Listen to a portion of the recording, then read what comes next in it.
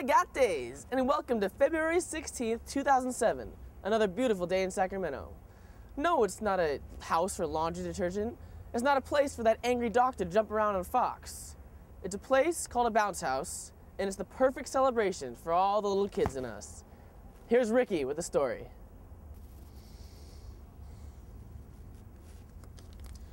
Colorful blown-up playgrounds are spread out as far as the eye could see, along with bouncing attractions such as intense wrestling and obstacle courses.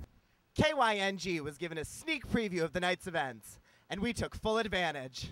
John Jay, the person in charge, helped with 2 hours setup and reminisced about previous bounce houses in the 10-year tradition. Well, we have a crew come in that actually puts the whole thing together for us. So they spend about 2 hours actually placing everything where it needs to be, and then we come in and we make a few minor adjustments ourselves.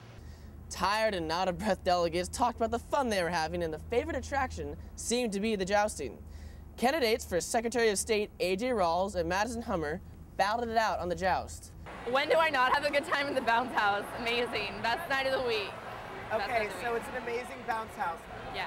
Rue, which one has been your favorite bounce house thus far? I'm going to have to say a personal favorite. It's going to be the thing where you knock each other off.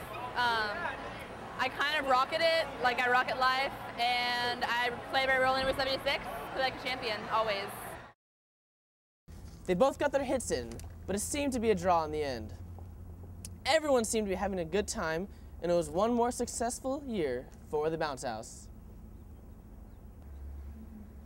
As John Lennon said, come together right now. And that's exactly what we all did this morning at Joint Session. We sent talented and truthful Tessa into the story. I'm Tess Bartholomew Good reporting to you about Joint Session, which some delegates find a little bit boring and others feel is an essential part of youth and government. So, TJ and JT, how do you like Joint Session? Are you interested in what the speakers have to say? Well, Joint Session to me, I mean, it gives us an overview of the day, and I just feel like it's just great. I mean, we get a bunch of different point of views and great openings, like speeches from everyone. It's just wonderful. Sometimes it's informative, sometimes not so much. But yesterday was pretty sick because it wasn't 8 in the morning, didn't have to wake up hella early for it. I'm not too excited for the one today, but, you know, what are you going to do? And did you enjoy listening to Arnold Schwarzenegger yesterday? Yeah. I mean, I hope he's back because he said I'll be back. But other than that, it was pretty cool. I mean, I like his accent. And anything you have to add? I actually wrote a speech for him, so I knew it was coming, so. Cool. Thank you very much. Drew and Sarah from the San Francisco delegation, do you think that Joint Session is important? Depends on what the joint session's about. If it's just people not wanting to talk to us, talking to us, then yes, it's pointless. But if it's about hearing speeches, then it's a good idea. Yes, if it's what Sarah said, then it is correct. And do you have a highlight of any past joint sessions that you'd like to share? People falling on their way up the stage. No. Okay, thank you. Sasha and Austin, as advisors, do you find that Joint Session is important for your delegates to be at? Yes, I think it's extremely important. I think it's I think it's a good time for all the delegates to get together and be able to hear some important information and get to come together. That's really the essence of Joint Session. And do you have any favorite highlights you'd like to share? Well, when I was a delegate, I enjoyed seeing Pete Wilson get asked some really tough questions. And I think for me, I also enjoy seeing policymakers come up and get the delegates to give a chance to ask a hard-hitting question. It's really important. I also really liked seeing an old Board of Education supervisor, and when she came, she was a really powerful speaker. Thank you very much. I know that our future is in good hands, and when I look at this crowd, I know that our future has arrived. Thank you very much for the honor to be here. Continued success with your conference. Thank you very much.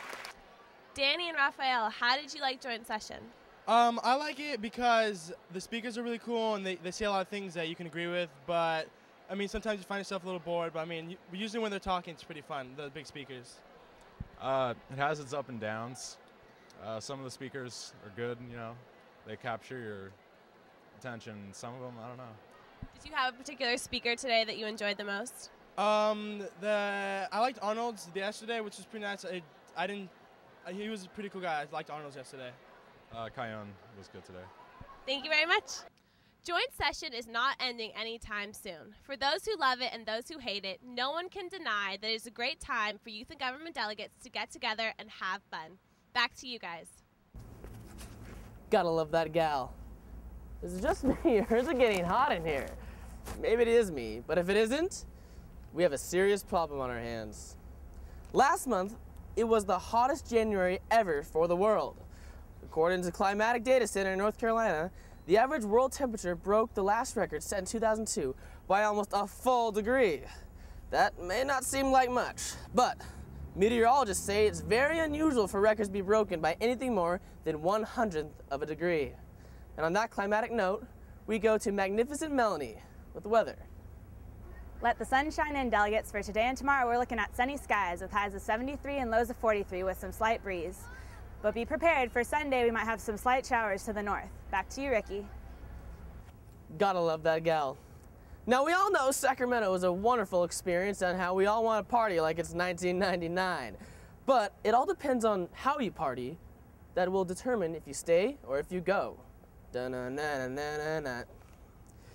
With new boundaries set, delegates are no longer able to enjoy the K Street Mall after 8 p.m.